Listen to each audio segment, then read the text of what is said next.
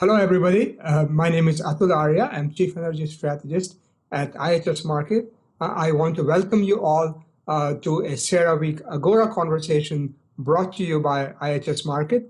Joining me today for this conversation are Barbara Berger, who is the President of Chevron Technology Ventures, Vijay Swarup, who is the Vice President and Head of Research and Development for ExxonMobil, and Bob Armstrong, who is the Director of MIT Energy Initiative.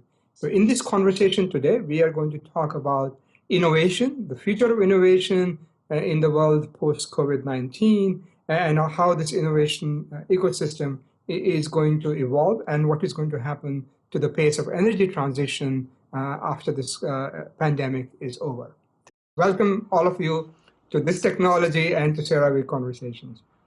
Great. Nice to be here. Yeah, good to see you.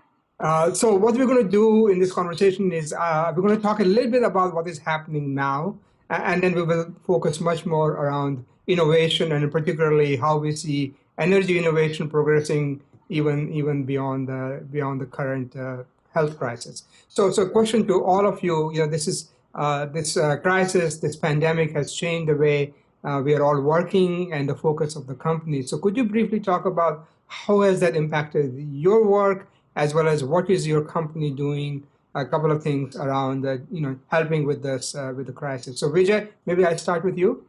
Well, thanks, Atul, and it's great to see you, and Bob, Barbara, look forward to the discussion. So we've all, and I certainly hope that everybody is healthy and safe at home. We've all been impacted in one way or another by this pandemic, and hopefully everybody is responding well. In terms of our company, we're really relying on two core strengths of our corporation. One is technical expertise, and the other is care for our communities. So if you think about technical expertise, we've done things like upping our production of key raw materials like polypropylene and isopropyl alcohol. What many people don't appreciate sometimes is that these polymers and these raw materials are keys to masks and gowns and hand sanitizers and things like that. So we've been working on applying our technologies and applying our capabilities to produce the very needed raw materials that work their way through the supply chain that you hear about on the news all the time. And of course, in terms of care for communities, we continue to work with our communities in which we operate, both by making donations as well as working within the communities where we can. And in the U.S., we've donated close to $1 million across the U.S., including states like New Jersey, New Mexico, and Texas. So this is an unprecedented time we're in, and we're all doing what we can to help respond to this crisis. So Vijay, just a quick follow-up. You are actually running labs and operations like that. Yeah. So remote working and labs don't quite go well together, right? I think we'll get into this a little more, Atul, as we talk about the technologies that are enabling our ability to do what we're doing. So we continue to operate the labs when the labs have to be operated. But what we're finding is, we can do a lot from our homes. We can do a lot of the analysis. We can do a lot of the data manipulation. And quite frankly, we can do a fair amount of monitoring from home as well. So yes, we are continuing to work where people have to be on the premises to conduct an experiment. We're conducting those experiments. But other than that, we're doing as much as we can, and we're maximizing how much we're doing from home. Okay, thank you. So Barbara, same question to you. So glad to be here, and some of what we're doing will be very similar to ExxonMobil from an employee standpoint, from a company standpoint, and community. But maybe just add a couple of things there. We have some 28,000 employees that can't work at home, and so in refineries, out on the rigs and platforms and so forth.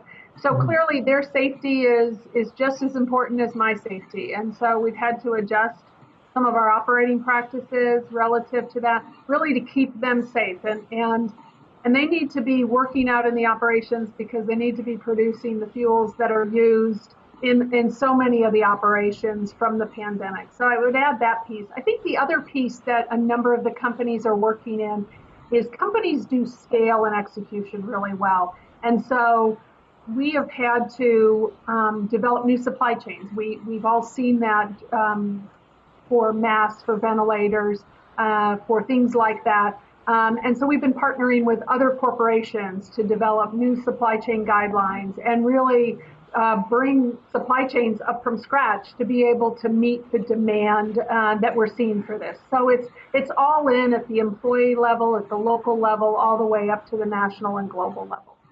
Thank you. Yeah, very good point on the operational side, because the world is still, people are still driving somewhat, but there is operations going on and providing material for the healthcare. So that's pretty important. So Bob, now you're in a slightly different position at MIT. I know that MIT, like many other universities, does not have any students. So how is that working out now for MIT? Well, so first, thank you for having me on, and I echo Vijay's statements. I hope everybody is safe and well as they're sheltering at home or wherever you are. So we do have students. They're just not on campus right now. And that's a notable difference, as you pointed out, between us and maybe industry. So in addition to like industry, we have moved what we can of our laboratories, shut those down, except for critical laboratory personnel. But the on-campus education program has also shifted to off-campus. So now we're teaching all of our classes after our spring break are done online with Zoom. We have 1,000 faculty experimenting with how best to do this. I think we're fortunate at MIT that we've been investing in digital education for years before this, so I think we're in pretty good shape to embark on this experiment. But still, there's a lot to learn about how best to do that. And how do you maintain the kind of personal contact with students and advisees when you're remote? And so we're working hard to do that. Another difference may be that we do have a number of faculty research groups on campus that are quite involved in developing ways to address the COVID-19 crisis. So there are groups that are looking at diagnosis, at treatment scenarios, at vaccine development, and those are the only experiments, those are the only labs that are still open on campus, and yet even with those labs we have to be careful about how do we maintain social distancing in those, how do we help the researchers to be safe while they continue that work to develop treatments to the problem that we're facing today. Now, we've also done a number of other things to respond. We're not making materials in large quantities like industry can do, but at MIT, one of the things that the Energy Initiative has done or did is to spin out a company a couple of years ago called E25 Bio, which was developed originally to designed and made rapid assays for detecting infectious diseases like dengue and Zika in developing countries in particular. Now, they found that it's possible to adapt their technology to the coronavirus. And so they now have an assay, rapid assay.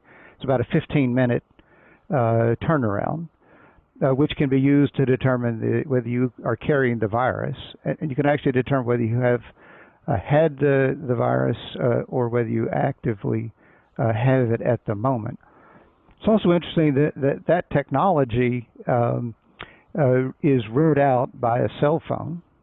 You actually take a picture of the device with your cell phone. So there's capability, if the user is willing, to transmit those results to health organizations so that they can have a better handle on where the disease incidence is increasing the most, where the people are that have the disease, and help, I think, with the treatment plans going forward. Thank you, Bob. We'll come back to the innovation which is happening, but good to know that students are still learning and not just on a prolonged vacation here. So I want to, of course, the crisis we have today is a health crisis, but energy is kind of all over helping with this crisis. So it'll be interesting for our audience to hear a little bit about how is energy, the importance of energy within this health crisis. So maybe go back to you, Barbara, to say, when you reflect on it and the contribution of energy, what comes to your mind? Well, I think threefold. So first of all, try doing any of the pandemic response without energy. So transportation, all the lighting in medical centers, all the things that energy goes into the economy, that all still needs to be done, and it needs to be done reliably. The second piece is that we've had some significant changes to our industry at the same time, some from a very large dramatic drop in demand, but also an increase in supply, which is being adjusted. And so we also have to understand what that does to our industry and what it does to our company. And then I think the third piece, and probably the piece that'll be interesting to talk more about, is that our industry is also undergoing a change. And I don't think any of the drivers for that change have changed.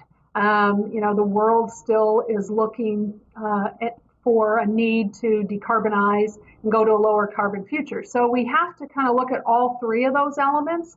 And, obviously there's things you do in the short term, but that long-term gain, has not changed. And so we still need to have an eye to that. And what do we need to continue to do while we supply currently? We address any changes in the attractiveness of our industry from a supply-demand perspective in the short term, and then also invest in the longer term relative to the transition. I want to pivot to Vijay here for a minute. So Vijay, you can go back to the question about the role of energy, but also talk a little bit about what Barbara is saying about the importance of the longer term goal here around the energy transition, dealing with the climate challenge, and in the context of a very significant drop in oil price, which clearly impacts oil companies in a big way. So I'll build off of what Barbara said, and I think it's a really good thing to talk about because it once again reinforces how essential energy is to what we do. It's taken for granted, but can you imagine what we're doing, as Bob described, having 1,000 teachers or professors working remotely? Students are still going to school, they're just not going to school. They're attending school, they're not going to school. And everything below that, whether it's this video conference we're doing, whether it's the other thing, everything is underpinned by energy. So we've already talked about the polypropylene and the isopropyl alcohol, the actual materials, which obviously come from energy. But energy is everywhere. And yet, as we talk about a lot, there's about 1 billion people out there who don't have the access to the energy. So that long-term challenge that Barbara talked about hasn't gone away. If anything, it's become even more identified that if you don't have the energy, it is hard to imagine doing what we're doing without the energy. So we've got to close that energy gap and make sure that energy can be affordable and scalable as we provide it. And of course, we have to do it while reducing emissions. And so the long-term game, and of course, as a guy in research, we live in a long-term horizon. That doesn't change. What this has done is it has reinforced a couple of key principles that we have. One is that energy really does underpin just about everything we do. It is essential to quality of life. And number two, and you hear this even in the current environment, is scale really does matter. And the complexity of the scale that you read about and you hear about in the news right now are, from a volumetric standpoint, orders of magnitude below what we have to do in energy. So as we come up with the new solutions and working with folks like MIT and working with others to help develop the next set of solutions, we have to have that line of sight to scale. But again, as we've talked many times in these various conferences, energy, the capital intensity, the time it takes to deploy, it just takes a little bit longer. So you've got to maintain that long-term focus. Obviously, you're cognizant of what's going on right now, but from a research standpoint, you've got to have that long-term focus to get the solutions you need. Yeah. So as you said, the scale is a really big challenge, and all of you in some different ways are involved in scaling up technologies, getting them to where they can be applied and make a big difference on emissions. So Bob, I want to start with you on, do you see any changes in the priorities, say, for example, within MIT Energy Initiative as a result of the crisis? And also talk a little bit about the drop in emissions we are seeing. How sustainable do you think they are, and will they disappear as soon as the world is back to work? Well, so let me tee off on the last part of that question and go back to the question that Vijay and Barb answered, namely about the need for energy and its importance to our economy. we can turn that around and use energy consumption as a way to understand what has been the impact of this virus on our economy. And so one of the things we're doing at the Energy Initiative is taking some of the large data sets we've put together over the last number of years and the ongoing data acquisition capability that's been built up with that to see if we can use those data to provide almost real-time predictions of impacts of the virus and its spread and its number of cases on the economy, not just nationwide, but in specific parts of the country or in different parts of the world. We think that could be extremely helpful to government organizations and individual organizations like our companies and our universities as we grapple with how do we restart after the coronavirus. So how can you understand impacts of the virus on these different parts of the economy and try to ratchet those up as you need to with data available now as opposed to waiting for 3 months, say, for economic indicators to come in and be useful to you. Also, as Vijay and Barb mentioned, this is not a time to hit the pause button in energy research. We all see very clearly this very critical agenda that's in front of us for providing the energy that people don't have around the world, and at the same time driving out carbon emissions from the energy sector. And so getting all hands on deck to accelerate that so we don't have another crisis down the road around climate that we haven't addressed in time to meet the needs of society going forward. So we're going full tilt on that. We have the opportunity in this pause in people being on campus to I think maybe do a little bit deeper thinking about what new things we can do as we look at solutions to providing energy with no carbon content going forward. So I'm actually quite excited about what we can do there, particularly in collaboration with our partners as we look to ideas that we can scale up. Bob, you had mentioned when we spoke about an indicator, which is a very timely indicator about what is happening, and you're making use of that, you and your colleagues at MIT. Could you talk a little bit about that? Yeah, so that's what I was getting at a little bit earlier, is it looking at energy use. So we begin with the electricity sector. That's a good indicator. You have good data with balancing authorities, for example, around the U.S. And you can see how electricity use changes with time during the crisis. You can go back, say, a year, so I can look at April 20th a year ago and see what the weather was like then compared to the weather today and do some weather adjustment on the energy loads. That sort of data has been useful in the past at understanding economic activity where good data on that is not available. So you use energy use as a proxy. We're also looking at the natural gas usage data that we have, so we understand what sorts of industry needs are in, what sorts of energy needs are in industry, and how is the virus impacting those uses of energy, so process industries, metals processing, and so on. So very timely data to make some good decisions. Yes. Barbara, I want to come back to your kind of day job, which is, Chevron Technology Ventures. And this is a pretty challenging time for many of the startups, right? Because cash is short and cash is very important. And they're looking at companies like yours to say, how do they keep their operations going? So how are you working with them? Tell us a little bit about the kind of conversations you're having with them and the help you're providing them. Sure. And, cash preservation happens at many levels in the economy right now, from your household to the startups to the nonprofits in all the communities that we work in or live in, and Chevron. But, we have 21 years of investing in startups. We have a good set of portfolio companies. And some of the steps that they're going through, their playbook is not that much different than Chevron, but it's a difference from a scale perspective. So, first assess their employees, make sure they're safe and healthy. So, every one of them is going through that same exercise as Chevron went. Who can work remotely, who can't? And then a real assessment on how does what we're the lifestyle in the short term and the business implications impact their company. Some of them, they're all at different stages. So some of them are pre-revenue, and so they're in a different place than post-revenue, and some are directly targeted at our industry in a way that can really help us. And so their business has not slowed down.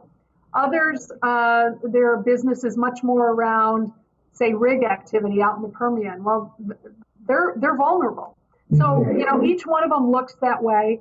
And then they really need to do self-help. Again, no different than you would do at different scales is what can you do from a cost perspective? Are there government programs that you can apply for? Are there additional opportunities from a revenue perspective? And they're all going through that. And then I think the last piece, and the piece that you talked about, is, so what is their financing activities? What was it planned to be, and what can they do? And right now is not a great time to be raising new funds. But we have made a commitment, and many investors have made a commitment. We're sticking with our portfolio companies. So if they do all that front end work, we're there for them. And we're testing with other investors because we're a minority investor. So we want to make sure, the reason why we invested in these companies has not changed. We see breakthrough technology that has applicability in the energy landscape, and so we want to help them. And, so that's kind of the conversation. It's a lot of work. So we're spending a lot of time, with those companies, with the other investors. And the other thing is that we still, even with all those companies, we still have gaps in the technologies that we see are needed in the energy system of the future. So we're still looking at additional things to put in the pipeline. Probably a little bit of the conversation that Bob said is we get a chance to take a good close look at them right now because companies aren't rushing into funding, but we still see good opportunities out there. So can you say a little bit more about maybe not specific company, but maybe one or two technologies you think are worth taking another look at, maybe investing more in? Well, I never talked about companies because that would be like you talking about one of your children and not the other, right? But, I think all three of us probably have some real affinity for the need for, CCUS for the existing operations in the existing industry. So, we are helping our companies in the capture space to scale. But I think the other piece that in the current energy system, and Bob mentioned all the data. So having data to tell you, where your emissions are, where you have opportunities to improve from an optimization standpoint. We all have much more sets of information to be able to run our business differently. So I do think there's a number of companies in that space. They're more software plays. Sometimes they're software plus sensors or Internet of Things and stuff. So there's a lot of opportunities in that one. So those are I think some of the ones that we continue to see as having good applicability in terms of the decarbonizing of our industry. So Vijay, same question to you. Technologies you think are interesting to you, do more of, less of? One of the things that we've learned, and it's reinforced, is the need for collaboration. And I think you're seeing that playing out today in the medical industry. But that's part of innovation.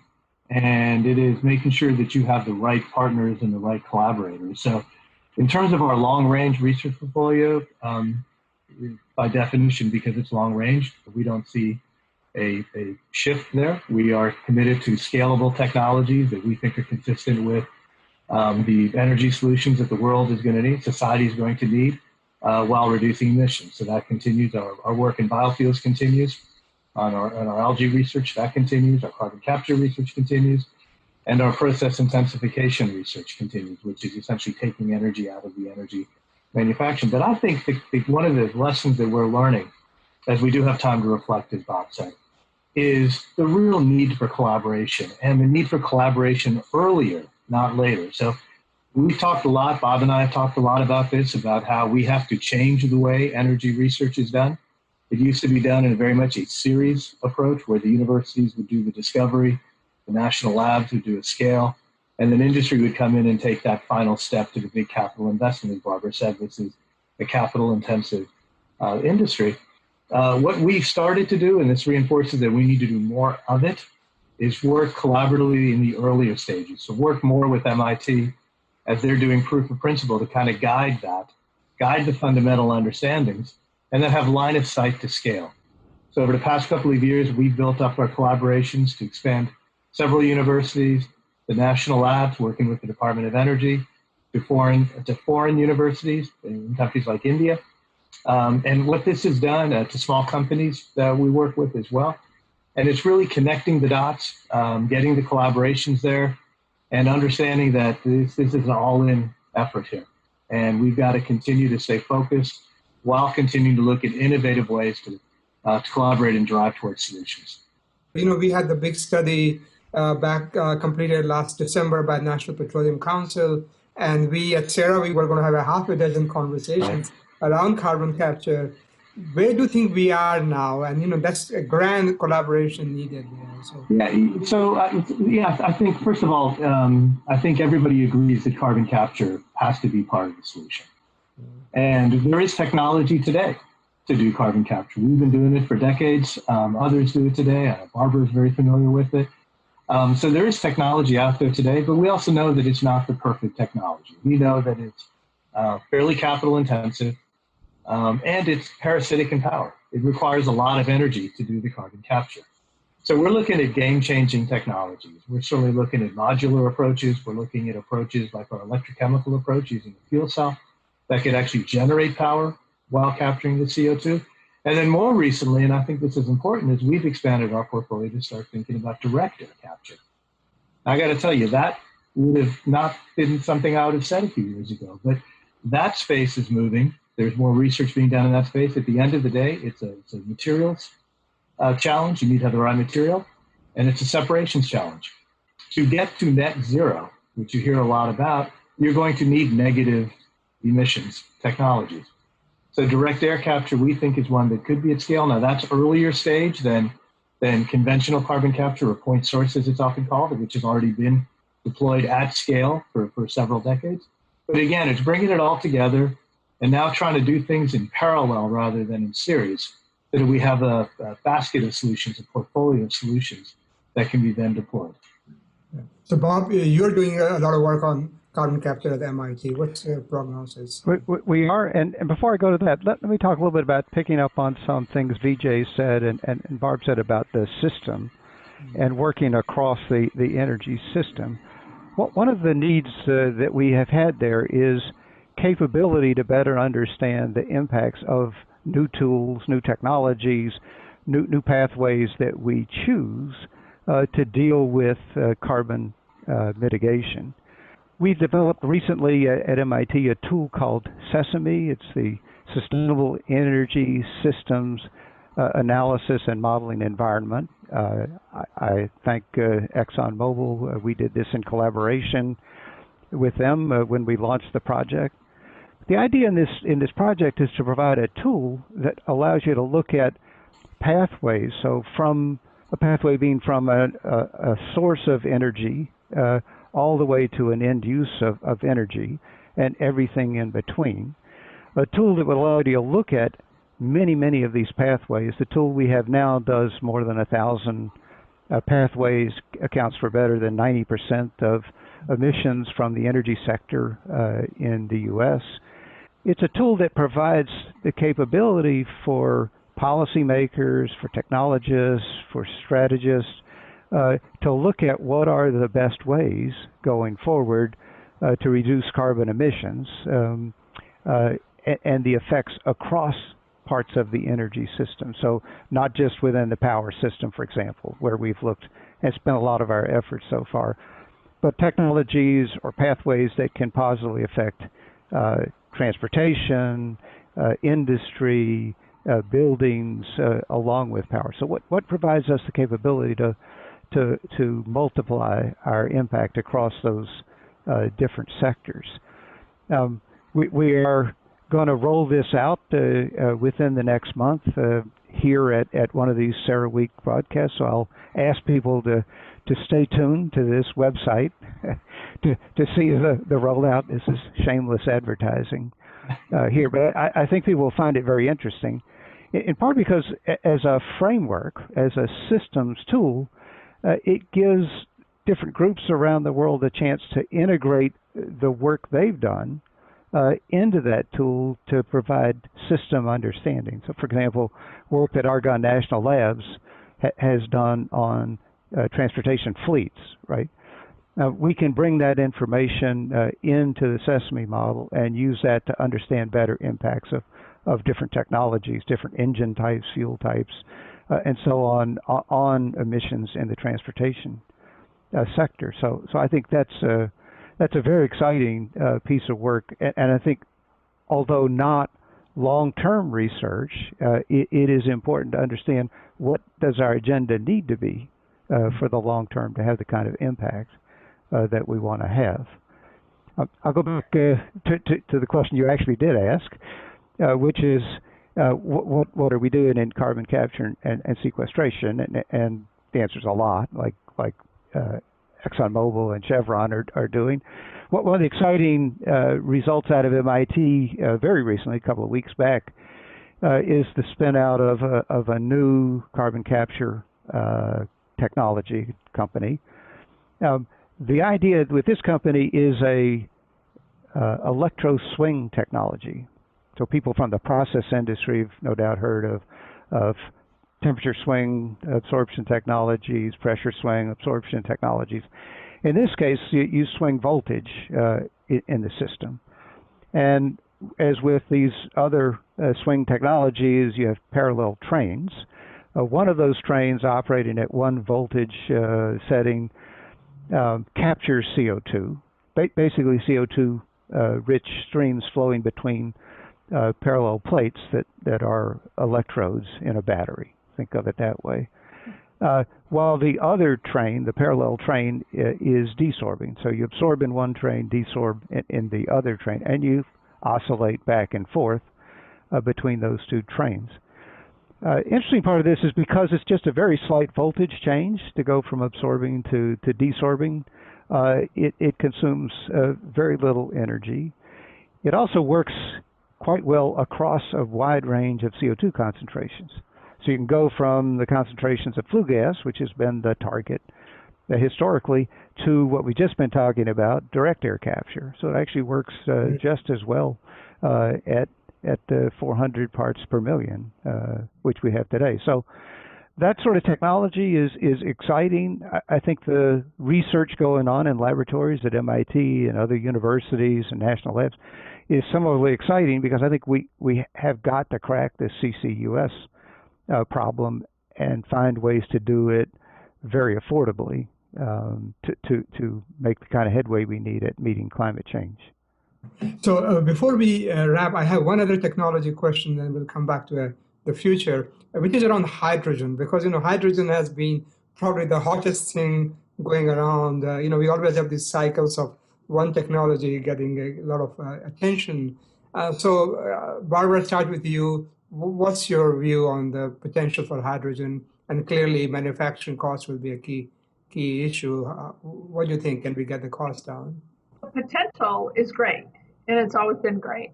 I'm encouraged by the amount of innovation, the fact that dollar signs are used a lot more in the conversations than they used to be. So we're really focused on reducing the cost. And I think also marrying different technologies together. So from a green hydrogen perspective, finding ways to take very inexpensive renewable electricity into that.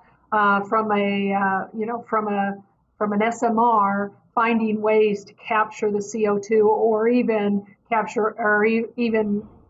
it within a closed system. So I'm excited about it, and we're seeing a lot of startup innovative technologies that I think have gotten the problem right. And once you've gotten the problem right, I think then innovative minds will help us figure out the solution. Great. Same question to you, Vijay. Yeah, so I'm going to try to connect two things there, one that Bob mentioned and then one that Barbara just mentioned. And so what Barbara basically said is there's multiple options. And what Bob talked about when he was describing the tool that can do integrated assessment models or integrated comparisons is the ability to understand how various systems compare with each other. In this case, if you're trying to understand the CO2 footprint. If you take green hydrogen, it's still going to require power from somewhere. And the question is, well, how did you get that power? And so understanding the sources all the way from the very beginning, because even wind or solar require energy to make the panels or to make the turbines that are used. And so this tool that MIT has been developing now for several years. So while Bob might have very modestly said this has not been a long-term effort, it's been multiple years, and it's very hard to do that and to do it transparently. So I think, hydrogen it's all of the above, Atul. You always want to compare. That's sort of the nature of the way we think. But the reality is it's all going to matter.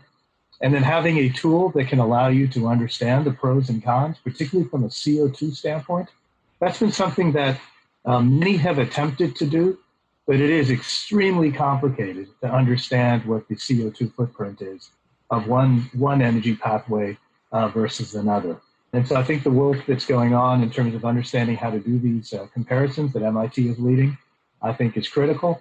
And then companies like ours trying to understand the various pathways to make the hydrogen and then understanding the scalability of those pathways, I think is important. If you think about a methane molecule, that's 4 hydrogens in 1 carbon. That's a very efficient way to get the hydrogen. Now it just depends on, in the process of making the hydrogen, there will be CO2. So now do you connect the dots, as Barbara mentioned? Do you take an SMR plus CCS? Now you've got 2 technologies that together might be able to be a big part of the solution. So I think it's open mind, it's understanding, collecting dots, connecting dots, understanding how these systems integrate together, and then with some of the work that MIT is doing, be able to have a transparent way to understand what the carbon footprint is for these various approaches. Right. So and Bob, you can talk about hydrogen briefly if you want, but my final question to all of you is that how do you see any changes in the energy innovation ecosystem because of what is happening right now? So I'll start with just a word or two about hydrogen. Sure. I echo what Barb and Vijay said. I think hydrogen is positioned to play a role that's difficult to do otherwise. For example, for long-haul transportation applications that are carbon-free, having hydrogen as fuel could be extremely valuable. Providing high-temperature heat for process industries, hard to think of other ways to do that. Maybe we will, but right now hydrogen seems like a particularly good way to do that. Same with heat for buildings. In the power sector, big challenge that's clearly in front of us is how do you address long-term storage issues. A fuel like hydrogen could do that. In fact, if you start developing or deploying hydrogen for long-term storage, probably you'll use those same assets to do much shorter timescale services as well. I also think that this challenge we're in right now offers a really interesting opportunity for us, say the government, as we're looking at stimulus programs, to think about infrastructure that will be important for a future low-carbon energy system. A piece of that's been talked about a lot, of course, is transmission. I think we should be doing more of that. But I think starting to build out a hydrogen infrastructure based on the fact that today we can already make hydrogen quite cheaply with SMR plus CCS. That's the cheapest way to get there. Let's start trying to build out those systems in areas where there is capability to make that hydrogen. Say in the greater Houston area where there's a lot of capacity to do that. In the Marcellus where there's capacity in natural gas where you could convert that to hydrogen plus carbon sequestration and ship hydrogen if you had the pipeline infrastructure, probably done through retrofits. California could benefit. So there are lots of different parts of the U.S., I think, where you could try to begin the build out of that infrastructure, which would accelerate, I think, the cost reductions in hydrogen use for the many applications where it's important. So looking into the future? Yeah, so looking into the future, I think touching again on topics that have come up, I think understanding better how to couple supply chain understanding. We have a lot of research going on in the universities, understanding supply chains. That's obviously important, not just to the industrial practice, but it's important for us to understand that up front as we think about processes that could be scalable. So I put supply chains right at the fore. I think manufacturing capabilities, how do we manufacture some of these new processes, products? How do we understand how to do that at an early stage so that we don't invest too much bench scale laboratory work on non-scalable processes? This is an area where machine learning, AI has, I think, become very impactful and beneficial to us to do that early screening that otherwise is hard to do. I mean, it takes you 9 years to do a lot of the synthesis that you need to do in materials characterization. If you could bypass those experiments on materials that aren't going to be scalable or processes that aren't going to be scalable, that's an enormous savings, I think, in investment in time and money. So that's another area where I think we're seeing great strides. Barbara, same question, looking into the future, what do you see? Well, let's not, minimize the pain and suffering that's going on right now and will go on for quite some time, both on the health standpoint, but also the economic. But there's always a silver lining, and I'm an optimist. So a couple of things that we talked about today that I would just reinforce. First of all, we always have talked about people's ability to learn and adapt. And we have seen tremendous changes in what we've been able and willing to do in the last month. So the human population is resilient and capable of learning. The second one is, and Vijay mentioned this, is collaboration. And so we've collaborated with lots of players. People come together, organizations come together. So I think that piece is there. My hope is the other two, which is one is, we've learned that you can repurpose and reuse in this. We've seen that in so many different anecdotes around there. So, hopefully that is a thread that continues. And I would just follow with Bob. We've learned how important supply chains are, and that it's not just about the first cost. There's a resiliency. There is a length of the supply chain, and I think that's going to help some of the local businesses as they think about opportunities going forward. So tremendous opportunities. It's up to us to pursue them. Yeah, and I just want to, before I go to Vijay, I just want to mention that we are doing a piece of work, starting it on supply chains, on new energies, because we know that many of the ingredients coming for, say, solar, wind, batteries, they are concentrated.